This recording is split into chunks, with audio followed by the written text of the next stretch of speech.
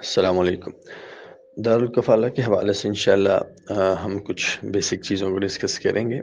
اس میں پہلی بات تو یہ کہ اس حوالے سے جو فگرز ہیں کہ دارالکفالہ کے واسطے کتنا ہمیں ابھی تک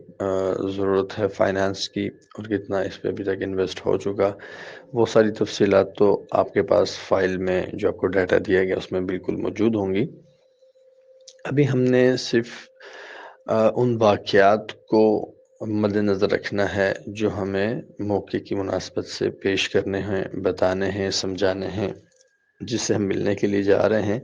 اور اس کے سامنے اگر ہم نے دارالکفالہ پہ بات کرنی ہے تو ہمارے سامنے کچھ واقعات، حقیقی واقعات اور کارگزاریاں ایسی ہونی چاہیے کہ جو اس کے سامنے رکھ سکیں، جس سے اسے سمجھ آئے کہ اس پروجیکٹ کی کتنی ضرورت ہے، یہ کتنا اہم پروجیکٹ ہے، اور یہ اس ٹائم وقت کی سب سے بڑی ضرورت ہے۔ یہ چیز اس کے سامنے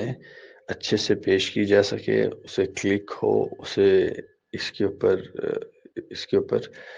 اس کے اندر ایک فکر پیدا ہو جائے، اس انداز میں اس کے سامنے واقعات کو رکھا جائے۔ ان واقعات کو انشاءاللہ ہم اپنے اس لیکچر میں ڈسکس کریں گے۔ آغاز ہم آمنہ کی کارگزاری سے کریں گے کہ جو بہت اہم کارگزاری ہے، اور یہ المیہ ہے ہمارے لیے کہ ایک لڑکی جو کہ اسلام کی طرف اور ایمان کی طرف آتی ہے، ہمارے پاس ایسی کوئی جگہ، ایسا کوئی پروجیکٹ، اتنے وسائل نہیں کہ ہم اس کو شیلٹر دے سکیں، اس کو رہائش دے سکیں، اس کو جو بنیادی ضروریات ہیں اس کو پورا کر سکیں، وہ مہیا کر سکیں۔ تو وہ مسلمان ہوتی ہے، اللہ تعالیٰ اسے ہدایت دیتے ہیں، قادیانی سے تائب ہوتی ہے، ایمان کی طرف آتی ہے، اور بہت بڑی قربانی دیتی ہے کہ اس نے اپنے عقائد کو تو چھوڑا، لیکن اپنے گھر اور گھر والوں کو بھی چھوڑ دیا، والدین کو چھوڑ دیا، بہن بھائیوں کو چھوڑ دیا، قوم قبیلے کو چھوڑ دیا۔ کس کے لیے؟ ایمان اور اسلام کے لیے، اور مسلمانوں کے پاس آتی ہے۔ لیکن سب سے پہلا مسئلہ جو اسے فیس کرنا پڑا وہ یہ کہ اس کے لیے کوئی پرماننٹ رہائش نہیں ہے۔ چند دنوں کے بعد اسے کسی دوسری جگہ شفٹ کیا جاتا ہے، پھر تیسری جگہ شفٹ کیا جاتا ہے، چوتھی جگہ شفٹ کیا جاتا ہے، تو ذہنی طور پہ وہ ڈپریشن میں آ جاتی ہے کہ یہ میرے ساتھ کیا معاملہ کیا جا رہا ہے کہ مسلمانوں کے پاس کوئی ایسی پرماننٹ جگہ نہیں کہ جہاں پہ مجھے رکھ سکیں۔ اس کے بعد گھر کی طرف سے بھی پریشر آ رہا ہے کہ واپس آ جاؤ۔ اس کے بعد اگلا بڑا مسئلہ کہ اکیلی لڑکی، اب اس کے ساتھ شادی کرنے کے لیے کوئی تیار نہیں ہے۔ اس کے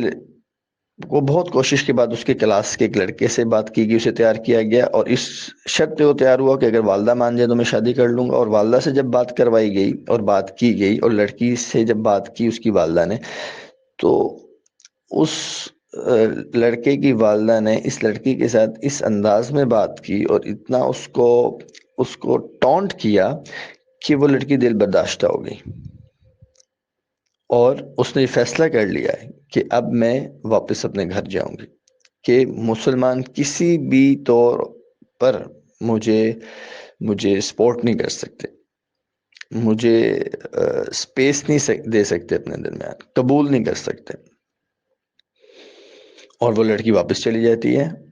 اور اس کے بعد اس کے گھر والے اس کو ویلکم بھی کرتے ہیں، اور فوری طور پہ اس کی شادی ایک قادینی لڑکے کے ساتھ کر دی جاتی ہے۔ اب جب اس کی شادی قادینی لڑکے کے ساتھ کر دی گئی اور اس کو پاکستان سے باہر بھیجا گیا، تو پاکستان سے باہر جانے سے پہلے آخری میسیج جو اس کا ہمارے ختم نبوت کے دوست کو آیا وہ یہ تھا کہ میں مسلمان ہوں اور میں مسلمان رہوں گی، اور اللہ نے چاہا تو میں مسلمان ہی جیوں گی اور مسلمان ہی مروں گی۔ میری شادی قادینی لڑکے کے ساتھ کر دی گئی، اور مجھے اس بات کا اندازہ ہے کہ یہ جو شادی ہے اس کی کوئی حقیقت نہیں ہے، کیونکہ ایک مسلمان کی شادی کسی قادینی کے ساتھ نہیں ہو سکتی۔ میری ساری زندگی گناہ میں گزرے گی، میری ساری زندگی ایک بہت بڑے امتحان میں گزرے گی، لیکن قیامت کے دن میں مسلمانوں کا گریباں پکڑوں گی کہ میں تو تمہارے پاس آئی تھی اور جو میں کر سکتی تھی میں نے کر دیا، لیکن تم نے مجھے سہارا نہیں دیا، تم میرا سہارا نہیں بنے، جس کی وجہ سے مجھے اپنی ساری زندگی اس گناہ میں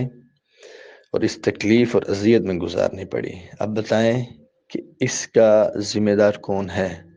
کہ ہم ایک لڑکی جو کہ اسلام کی طرف آئی، مسلمان ہوئی، اس کو سنبھالنے کے لیے ہمارے پاس بنیادی سہولیات میسر نہیں، اس کو سہارا دینے کے لیے ہم تیار نہیں، نہ وسائل کے اعتبار سے، نہ ذہنی اعتبار سے۔ تو کیا اگر سوال پوچھ لیا گیا تو اس کا ہم جواب دے سکتے ہیں؟ اس کے لیے ہم کیا کر رہے ہیں اور اس کے لیے ہمیں کیا کرنا چاہیے؟ جو دارالکفالہ بنایا جا رہا ہے اس کا بنیادی مقصد ہی یہ ہے کہ ایسے لڑکے، ایسی لڑکیاں، ایسی فیملیز جو مسلمان ہوتی ہیں انہیں گھروں سے نکال دیا جاتا ہے، یا وہ گھروں سے آ جاتے ہیں اپنے ایمان اور اسلام کی وجہ سے،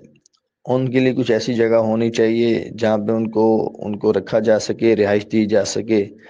ان کو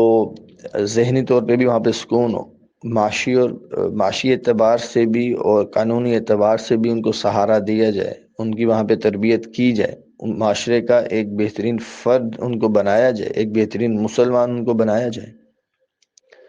تو یہ بنیادی مقصد ہے دارالکفالہ بنانے کا۔